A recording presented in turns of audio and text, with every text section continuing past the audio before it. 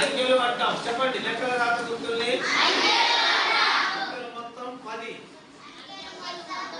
అంకెలు ఇంగ్లీష్ లో డిజిట్స్ అంటాం. అంకెలు మొత్తం 0 నుంచి 9 వరకు అంకెలు. 9 తర్వాత 10 నుంచి సంఖ్యలు. అంటే 2 కానీ 2 కన్నా ఎక్కువ కానీ అంకెలు ఉంటే సంఖ్యలు అంటాం. సంఖ్యలు అనంతం, లెక్కలేనండి. సంఖ్యలు లెక్కలేనండి.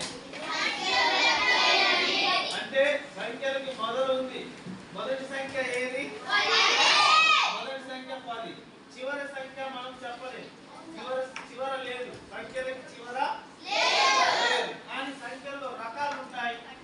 2 అంకెల సంఖ్యలు, 3 అంకెల సంఖ్యలు, 4 అంకెల సంఖ్యలు, 5 అంకెల సంఖ్యలు, 6 అంకెల సంఖ్యలు, 7 అంకెల సంఖ్యలు, 8 అంకెల సంఖ్యలు, 9 అంకెల సంఖ్యలు, 10 అంకెల సంఖ్యలు. 10 అంకెలు అంటే అది 100 కోట్లలో ఉంటాయి. 10 అంకెలు అంటే 100 కోట్లు. అట్లా 6 అంకెలు ఉంటే లక్షల్లో ఉంటుంది. 6 అంకెలు ఉంటే లక్షలు.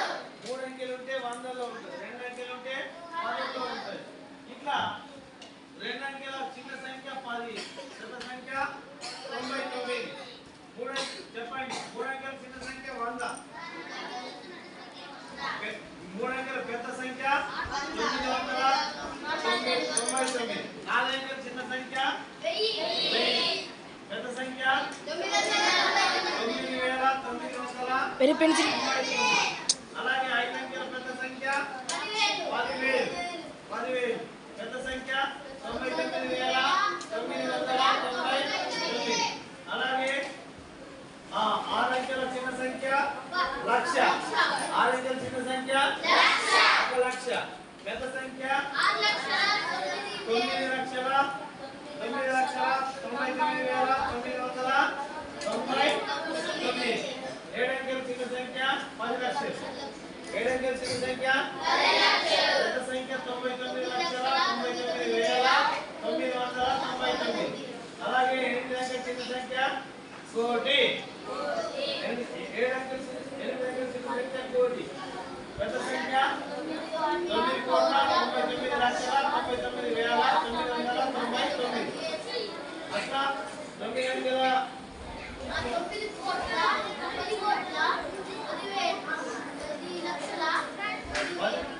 10 కోట్లు. 9 అంకెల చిన్న సంఖ్య 10 కోట్లు, పెద్ద సంఖ్య 99,99,999,999. అలాగే 10 అంకెల సంఖ్యలు చిన్న సంఖ్య ఎంత? 100 కోట్లు. పెద్ద సంఖ్య 999,99,99,999. అయితే ఇప్పుడు కూడిక విషయానికి వచ్చినప్పుడు 1తో కలిపితే 10 అవుతాయి. 1ని కలిపితే 10ని కలిపితే 100 అవుతాయి. 100ని కలిపితే 7ని కలిపితే లక్షలు అవుతాయి. లక్షలు కలిపితే 10 లక్షలు. 10 లక్షలు కలిపితే 10 కోట్లు కలిపితే 100 కోట్లు. అట్లా సంఖ్యలు పెరుగుతుంటాయి అనంతం. ఇక్కడ కూడిక చేసేటప్పుడు 789 ప్లస్ 978 కూడాలి. 1వ స్థానం నుంచి కూడతాం. అరే రెస్పాండ్ అవ్వండి. 1వ స్థానం నుంచి కూడతాం. 9, 8 కలిపినప్పుడు చెప్పండి ఎంత వస్తుంది? 17 ఒకట్లు. 17 ఒకట్లలో 10 ప్లస్ 7 విస్తరించి రాస్తే ఒక 10 ఉంది, ఒక 7 ఉంది. ఈ ఒక 7ని 1వ స్థానంలో వేస్తాం. ఒక 10ని 10వ స్థానంలో ఇక్కడ వేసుకుంటాం. పైన నాని కింద వేసుకోవచ్చు. మళ్ళీ 10ని కూడినప్పుడు 8 పదులు, 9 పదులు, 7 పదులు, 16 పదులు. 16 పదులు అంటే 16 పదులు అంటే 160. 16 పదుల 160. ఇక్కడ 0 ఎందుకు వచ్చిందంటే 1వ స్థానం ఆల్రెడీ ఉంది కాబట్టి 0 వచ్చింది. ఈ 16లో 6 పదులు, ఒక 100 ఉంది కాబట్టి 6 పదుల్ని 10ల కింద వేసాము. ఈ ఒక 100ని ఇక్కడ వేసుకున్నాం.